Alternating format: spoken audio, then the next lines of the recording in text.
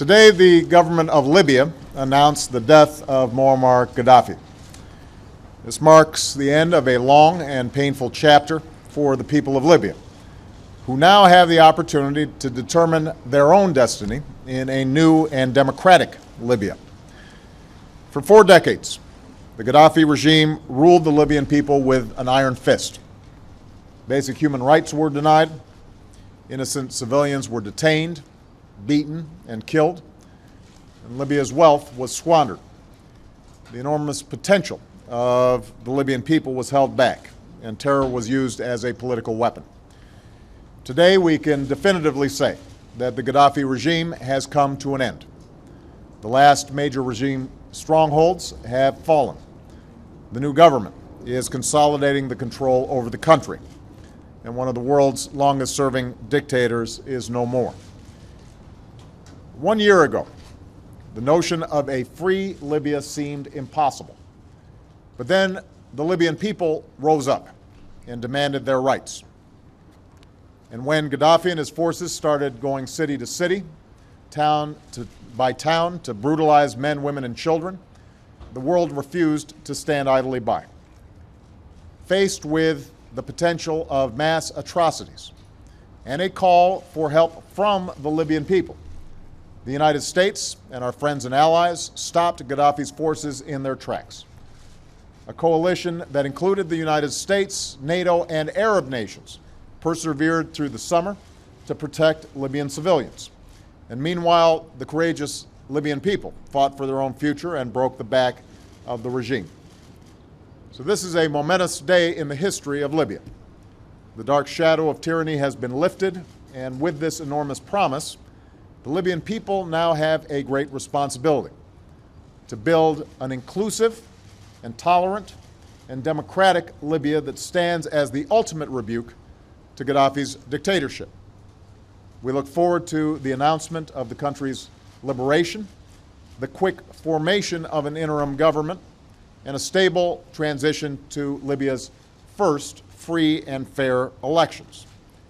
And we call on our Libyan friends to continue to work with the international community to secure dangerous materials and to respect the human rights of all Libyans, including those who've been detained. We're under no illusions. Libya will travel a long and winding road to full democracy. There will be difficult days ahead. But the United States, together with the international community, is committed to the Libyan people. You have won your revolution. And now we will be a partner as you forge a future that provides dignity, freedom, and opportunity. For the region, today's events prove once more that the rule of an iron fist inevitably comes to an end. Across the Arab world, citizens have stood up to claim their rights. Youth are delivering a powerful rebuke to dictatorship. And those leaders who try to deny their human dignity will not succeed. For us here in the United States, we are reminded today of all those Americans that we lost at the hands of Gaddafi's terror. Their families and friends are in our thoughts and in our prayers. We recall their bright smiles, their extraordinary lives, and their tragic deaths. We know that nothing can close the wound of their loss, but we stand together as one nation by their side. For nearly 8 months, many Americans have provided extraordinary service in support of our efforts to protect the Libyan people and to provide them with a chance to determine their own destiny. Our skilled diplomats have helped to lead an unprecedented global response. Our brave pilots have flown in Libya's skies. Our sailors have provided support off Libya's shores, and our leadership at NATO has helped guide our coalition.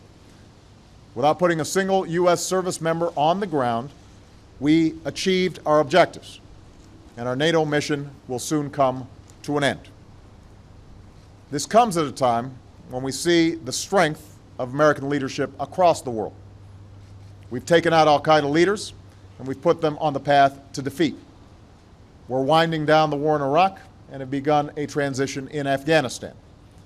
And now, working in Libya with friends and allies, we've demonstrated what collective action can achieve in the 21st century. Of course, above all, today's belongs to the people of Libya. This is a moment for them to remember all those who suffered and were lost under Gaddafi and look forward to the promise of a new day. And I know the American people wish the people of Libya the very best in what will be a challenging but hopeful days, weeks, months, and years ahead. Thank you very much. President, does this vindicate the doctrine of leading from behind?